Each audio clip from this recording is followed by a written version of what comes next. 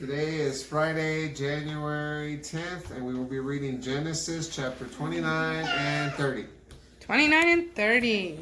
And so we don't have our coloring books because we had some crayon casualties. But we do have animal crackers. Now, somewhere in the middle of the two chapters, we're going to hear about some animals. I need you to be listening for the animals, okay? So while you eat these, be listening to the story. Y'all ready? I'm ready. Go. Catherine, you're going to get your animal crackers. Hang on. All right. You ready? Jacob meets a woman at the well. Oh, wait, chapter 29. Jacob resumed his journey and entered the land east of Canaan. One day, Jacob came to a well out in the open country where the shepherds watered their animals. 3 flocks of sheep and goats were lying near the well, which had a large heavy stone covering the opening. Whenever all the flocks gathered there, the shepherds would roll away the stone from the mouth of the well, water their sheep, and then roll the stone back over the top of the well. Jacob approached them and said, "Good day, friends. Where are you from?" "We're from Haran," they answered. "Do you happen to know Laban, a grandson of Nahor?" Jacob said. "We do," they replied. Jacob asked, "How's he doing?" "He's doing well," they answered. "As a matter of fact, here comes his daughter Rachel right now with her flock." Jacob said to them, "Look, it's not time for the animals to gather together here. It's now the hottest hour of the day. Let's go ahead and water the sheep then you can go and pasture them." They replied, "First, we have to wait until all the flocks are gathered. After that, the stone needs to be rolled away from the mouth of the well. Then we'll water the animals." While they were still speaking, Rachel, the shepherdess, drew near to the well with her father's sheep. As soon as Jacob took one good look at Rachel, the beautiful daughter of his uncle Laban, he quickly went over to the mouth of the well and single-handedly rolled away the stone and watered all the flock of his uncle Laban. Immediately, he walked up to Rachel and kissed her. Unable to hold back his tears, Jacob wept aloud. After he composed himself, he explained to Rachel, "I'm your father's nephew, your Aunt Rebekah's son." Upon hearing this, Rachel ran to tell her father. When Laban heard the news that his nephew Jacob had arrived at the well, he ran to greet him. Laban hugged and kissed Jacob and welcomed him into his home. After Jacob told him the story of all that happened, Laban said to him, "Certainly you are my own flesh and blood." Jacob stayed with him for an entire month and worked for him. Jacob marries Leah and Rachel. Afterward, Laban said to Jacob, "Just because you're my relative doesn't mean I expect you to work for nothing. Tell me, what do you want your wages to be?" Now Laban had 2 daughters. The older was Leah, and the younger was Rachel. Rachel had a lovely figure and was gorgeous, but Leah's eyes were weak. Jacob had fallen in love with Rachel, so he answered Laban, "I will serve you for 7 years for the hand of your younger daughter Rachel." Laban replied, "I'd rather give her to you than to some other man. Stay and work for me." So Jacob served Laban for 7 years in exchange for Rachel. But because he loved her so deeply, the 7 years seemed like only a few days. After the 7 years, Jacob said to Laban, "My time is fulfilled. Give me your daughter so that I may marry her and sleep with her." So Laban prepared a wedding feast and invited all the people of the surrounding area. That night, Laban tricked Jacob by bringing his older daughter Leah to Jacob's tent, and he slept with her on his wedding night. Laban assigned Zilpah to be Leah's servant. When Jacob woke up, the next morning, he was shocked to find Leah laying next to him. So he confronted Laban and asked, "What have you done to me? Didn't I serve you these 7 years for Rachel? Why have you tricked me?" Laban answered, "It's not our custom here to give the younger daughter in marriage before the older daughter is married. Wait until this bridal week of festivities is over. Then I'll give you Rachel. But you must serve me for another 7 years." Jacob complied with Laban's request. After he completed the prescribed week of Leah's wedding feast, Laban gave his daughter Rachel to be his wife, and he slept with her. Rachel was his true love, not Leah. Laban assigned Bilhah as his daughter Rachel's servant, and Jacob remained there serving Laban for another 7 years. Leah's 4 sons. When Yahweh saw that Leah was unloved, he opened her womb, but Rachel remained childless. Leah conceived, gave birth to a son, and named him Reuben, because Yahweh looked upon me with compassion in my misery. Surely my husband will love me now.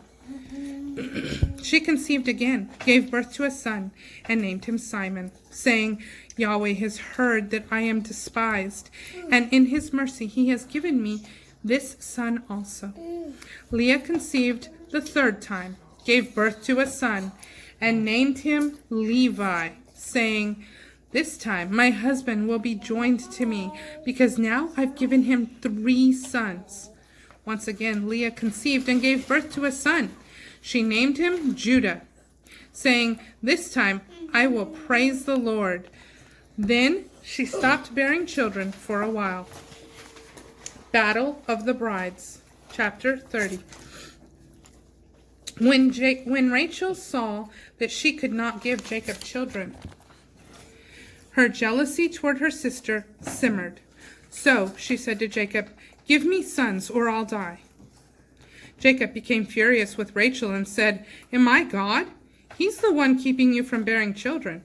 She replied, here's my servant Bilhah. Sleep with her.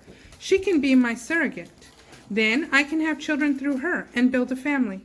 So Rachel gave her servant Bilhah to Jacob as another wife, and Jacob slept with her. And Bilhah conceived and bore Jacob a son, and Rachel named him Dan, saying, God has vindicated me. He heard my voice and gave me a son. Then her servant Bilhah conceived again and bore Jacob a 2nd son. Rachel named him Naphtali, saying, I have wrestled mightily with my sister, and I won. Meanwhile, when Leah saw that she had ceased bearing children, she took her servant Zilpah and gave her to Jacob as another wife. Zilpah bore Jacob a son, and Leah named him Gad, saying, what good fortune! Zilpah bore Jacob a 2nd son, and Leah named him Asher, saying, oh, happy day! All the women will say, she's happy now. One day, during wheat harvest, Reuben found some mandrake plants in the field and brought them to his mother Leah. Rachel said to Leah, please give me some of your son's mandrakes. Leah replied, you already took away the affection of my husband, so now you're going to take my son's mandrakes too? Rachel said, all right then. I'll let him sleep with you tonight in exchange for some of your son's mandrakes. That evening, when Jacob was coming home from the field, Leah went out to meet him and said, you must sleep with me tonight, for I've paid for your services with my son's mandrakes. So Jacob slept with Leah that night. God listened compassionately to Leah's cry. She became pregnant and bore Jacob a 5th son, whom she named Issachar, saying, God rewarded me for giving my maidservant to my husband. Once again Leah conceived and bore Jacob a 6th son, whom she named Zebulun, saying, God has given me good gifts for my husband. Now he will accept me, for I've given him 6 sons. Lastly, Leah gave birth to a daughter and named her Dinah. God listened to Rachel's heart cry and had compassion on her and made her fertile. She conceived and bore a son and named him Joseph. saying, God has taken away my disgrace. May Yahweh add to me another son. Jacob makes a deal with Laban. After Rachel gave birth to Joseph, Jacob said to Laban, release me to go back home to my homeland. You know how hard I've worked for you these many years to finish paying for my 2 wives. Give them to me along with my children, and I'll be on my way. Laban countered, if you please, I have learned by divine inquiry that I have become prosperous because of you and the blessing of Yahweh that's on your life. Just name your price and I'll give it to you. Jacob replied, you know how hard I've worked for you and how your livestock has increased under my care. The little you had before I came has multiplied greatly, for Yahweh has blessed you wonderfully because I am here. But now I need to provide for my own family too. So Laban asked, what should I give you? Nothing, Jacob replied. You don't need to give me a thing. If you will do but one thing for me, I will continue to care for your flocks. Just let me pass through all your flocks today and take out every speckled and spotted sheep or goat and every black lamb. That's all the payment I ask. And in the future, when you review your wages, the integrity of my dealings with you will be obvious. If you find any animal among mine that is not speckled, spotted, or black, then you will know that I stole it. Agreed, Laban said. We'll do what you have suggested. But that same day, Laban secretly removed all the male and female goats that were speckled or spotted, all that had white on them, and all the black lambs, and left them under the care of his sons. At a distance of a 3-day journey between himself and Jacob, while Jacob continued to tend the rest of Laban's flocks.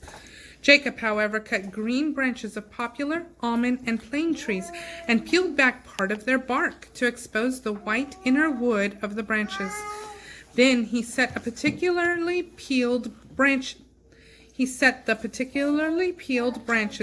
inside the water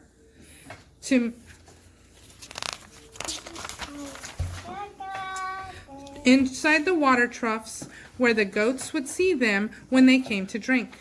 For they mated when they came to the water troughs, and as they lowered their heads to drink, they saw the striped branches in front of their eyes. Miraculously, they gave birth to streaked, speckled, and spotted young. But with the mating ewes, on the other hand, he made them face the streaked or completely black animals in Laban's flock. By doing this, he produced his own special flocks, which he didn't allow to mingle with Laban's. Moreover, every time the stronger females were in heat, Jacob laid a particularly peeled branches in the water troughs in front of the flock, so that they would mate among the branches.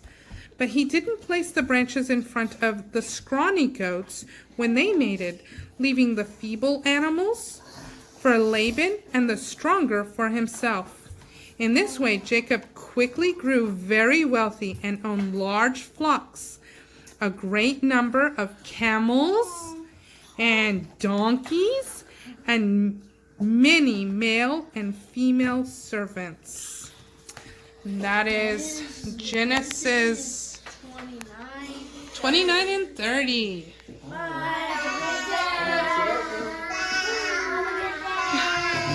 Here, let me get up so we can see this.